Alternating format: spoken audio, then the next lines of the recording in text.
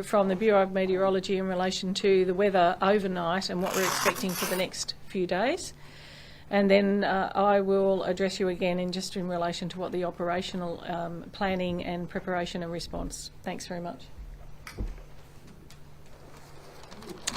Thank you, Commissioner, and good afternoon. We've got an east coast low that is currently developing over northeastern New South Wales, and that brought some heavy rain and thunderstorms there last night. Now that's now starting to shift southwards as we move through today, with the focus of heavy rainfall as right now through the mid-north coast and into the Hunter region. And then as we move into tonight and tomorrow, we expect that low to move off the central coast of New South Wales and rapidly deepen overnight into early morning tomorrow. And that means we've got increasing concerns from the central coast all the way down to the Illawarra area, extending well inland as well to the Blue Mountains, the Illawarra, Shellhaven and the Sydney metropolitan area. Of particular concern are the already saturated catchments we have from the Hunter all the way down to the Hawkesbury Nepean and even in toward the Shellhaven and Wollongong areas as well, with many minor to major flooding warnings already occurring on numerous rivers across central parts of New South Wales, and with widespread rain to continue over the next 24 hours.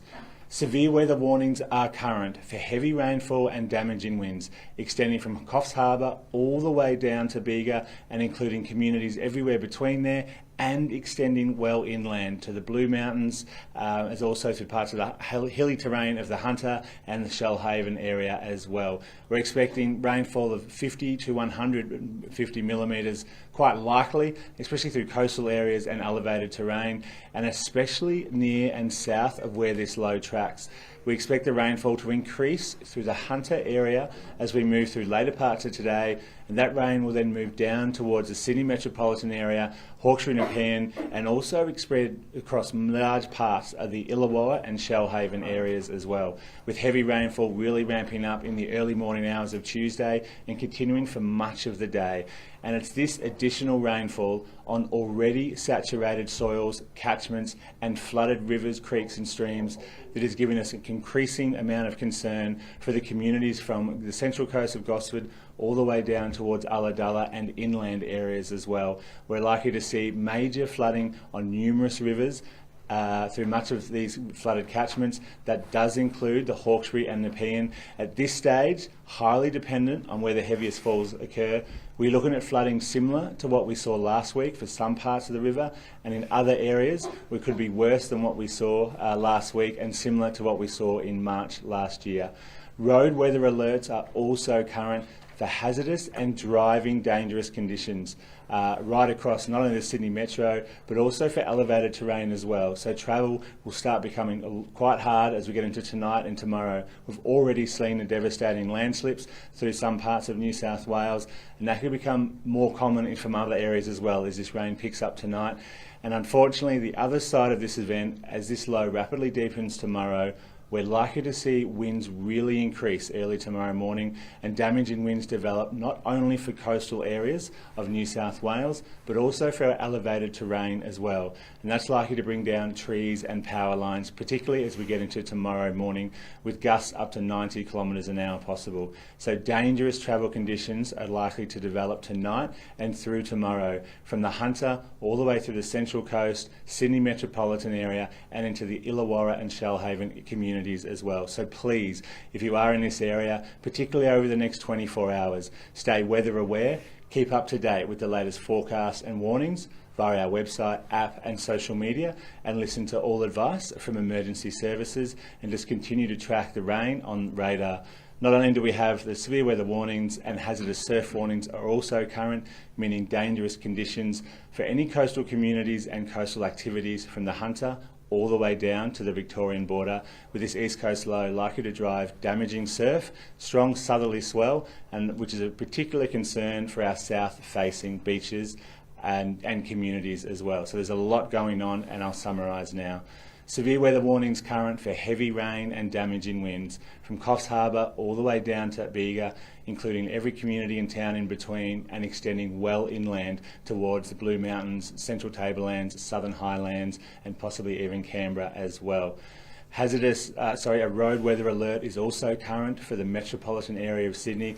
That really does extend out into the hillier terrain as well, from the Central Coast, Blue Mountains and into the Illawarra, particularly for tonight and tomorrow, as heavy rain and strong winds are likely to lead to hazardous and dangerous driving conditions, possibly bringing down trees and power lines, and obviously that heavy rainfall can lead to cut roads and also impassable roads, I should say, and possible landslips as well.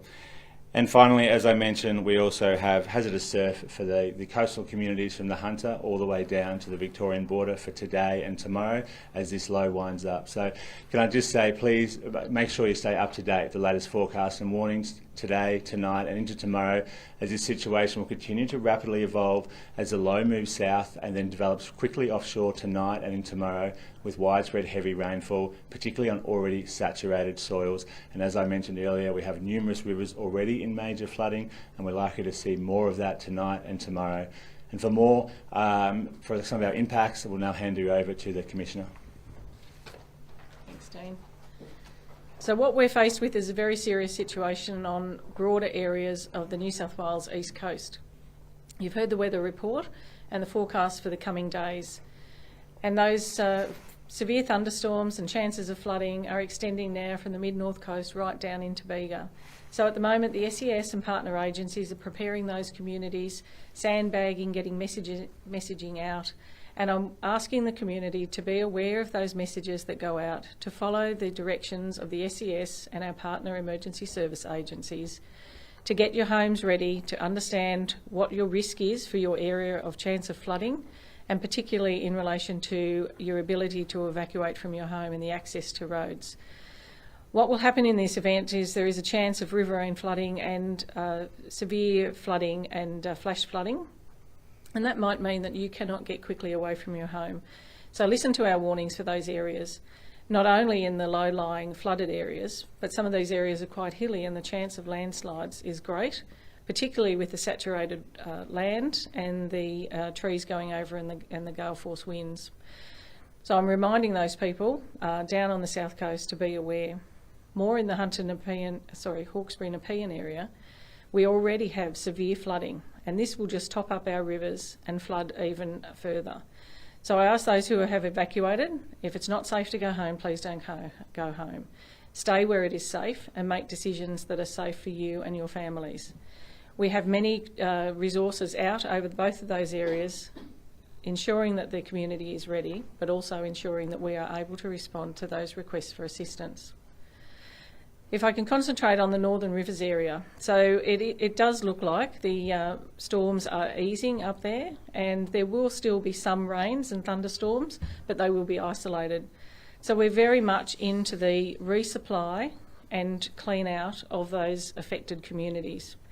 We have resources from the ADF. There'll be 2,000 on the ground by the end of the day into tomorrow. They're sending more troops up at the moment as we speak with equipment to assist those communities that need help.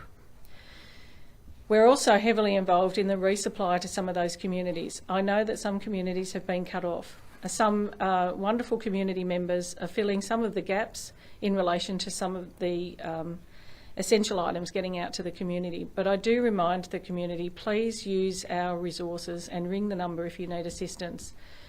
We've partnered with Service New South Wales to open up a new phone line to assist those that need resupply.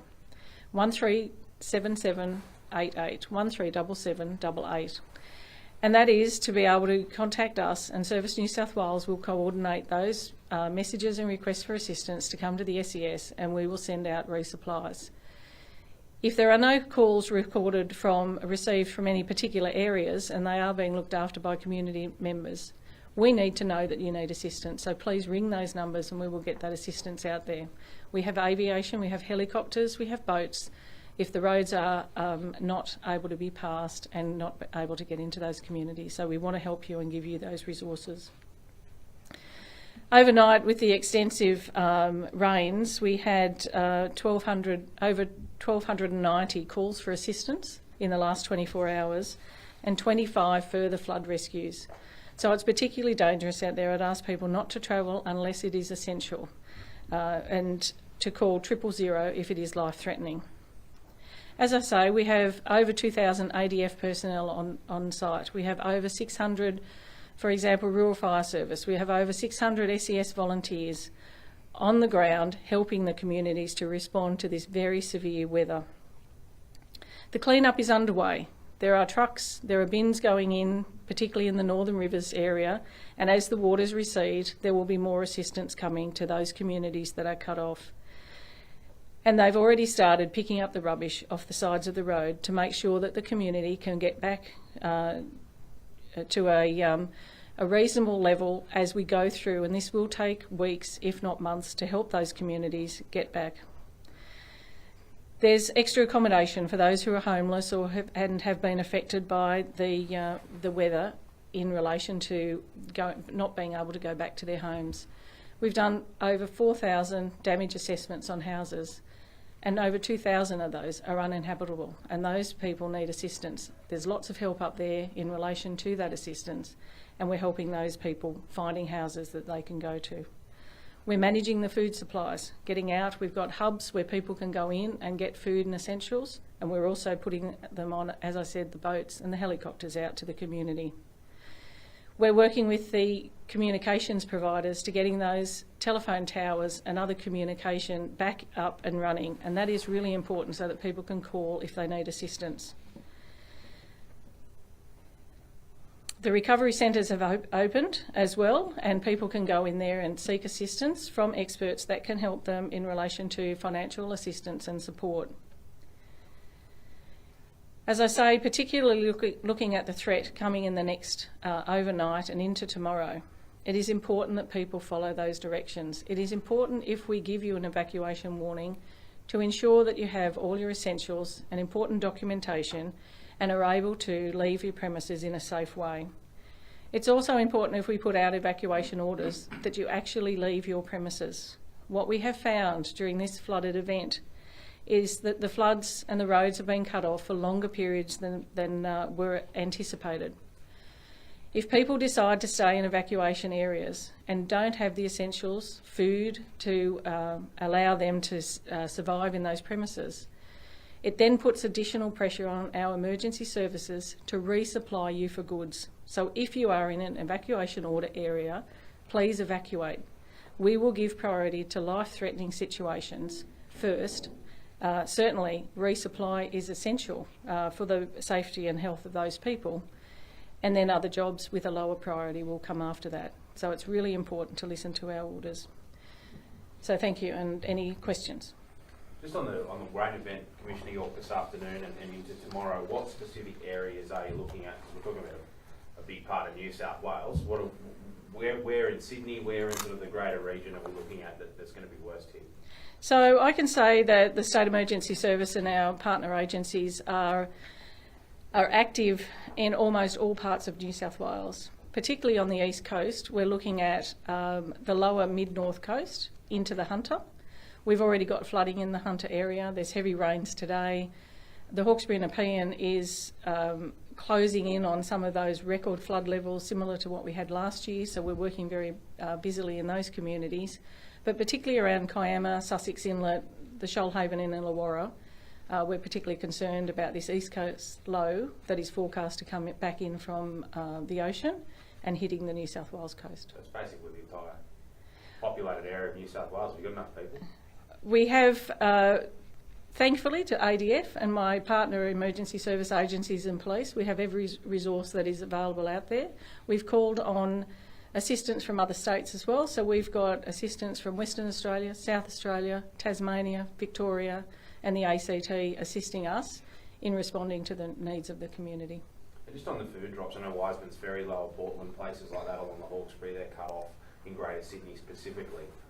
How many are you doing a day? Have you got any indication of how many people are cut off at the moment? No, I don't have an indication of the numbers at the moment, but I can say compared to the floods from last year, the community has been exceptional in those areas. I think they certainly learnt from the floods. We learnt from the floods.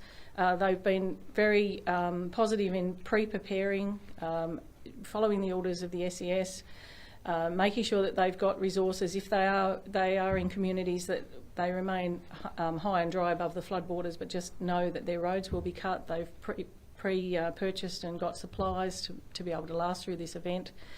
And our boats are very active with helicopters at the moment, supplying some of those remote locations as well. So, you know, I thank the community for being so prepared, because it has not been as many requests for assistance as what we had, for example, this time last year. So they've done a terrific job out there.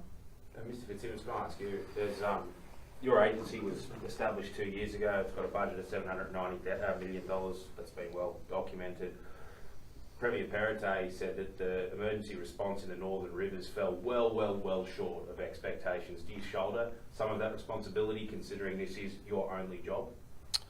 We need to be really clear, and I think we sought to clarify that earlier in the week.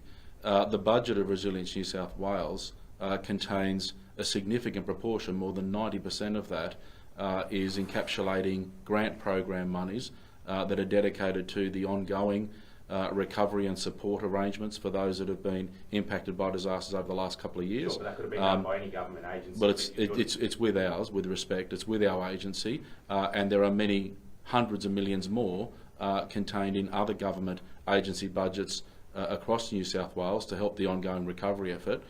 So our operating budget is in the order of less than 10% of that. We're an agency of 200. We have a key role in coordinating disaster preparedness, and in particular leading recovery operations post major disasters and major events, as is the case with what we've seen with the extraordinary and unprecedented events with the floods that have impacted particularly the 15 local government areas up in northern New South Wales, but extending now 45.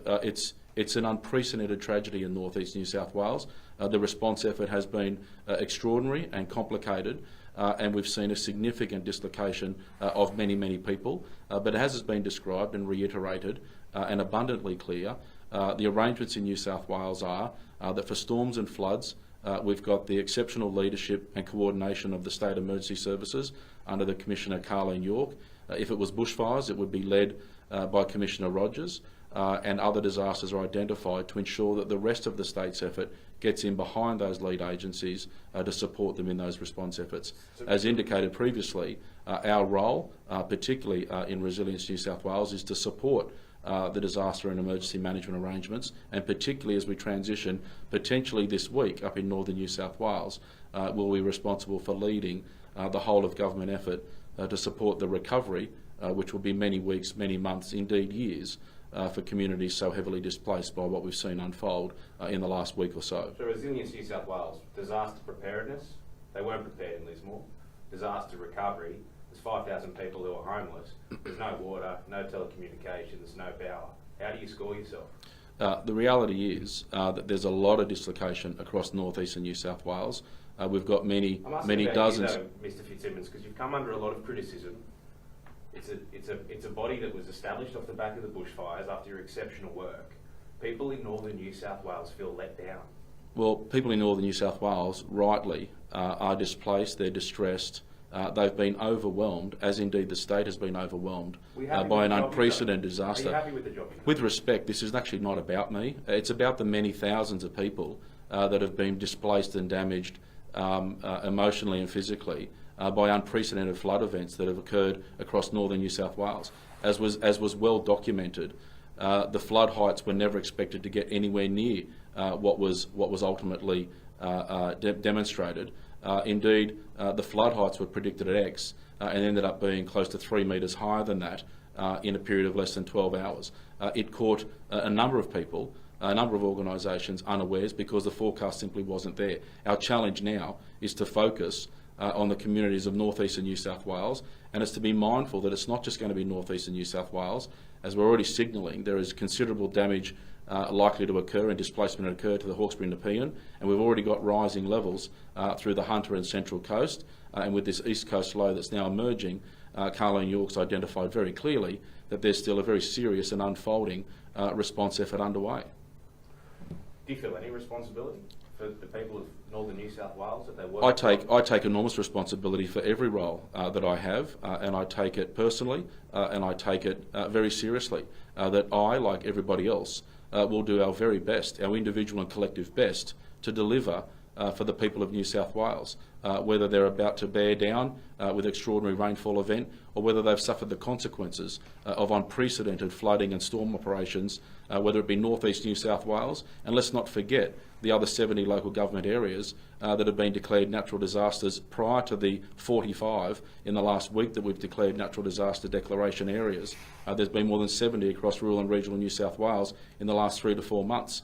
The state of New South Wales, the people of New South Wales have been remarkable in the last couple of years, whether it's droughts, bushfires, storms and floods, COVID, more storms and floods, and then the unprecedented events of the last couple of months. We're all doing our very best, and we'll continue to do our very best as a cohesive, coordinated unit, utilising all available services from across the government at all levels, and of course our non-government, business, organisational and charitable not-for-profit partners. I've just finished a national teleconference with all our not-for-profit and charitable organisations who are already heavily engaged and will be critical, as they have been for the last few years and indeed decades, in integrating in with the extraordinary and overwhelming recovery operations that are likely to unfold in different parts of the state, but certainly concentrated around northeast New South Wales at this stage. Do you share the Premier's view that the emergency response has fallen well short? I think very disappointed in it. I think there's no doubt that we've seen areas with significant isolation, significant disruption to people. We've seen people trapped and isolated for days. That's a very, very straight question, Mr Fitzsimmons. Do you share the Premier's view that this emergency response has fallen well short of expectations? I think this response effort has absolutely been overwhelmed by the unprecedented conditions that have been well documented and well talked about from the beginning. I think there's a lot of people that have been disappointed and upset as a result of where they found themselves during these very, very difficult and indeed deadly times.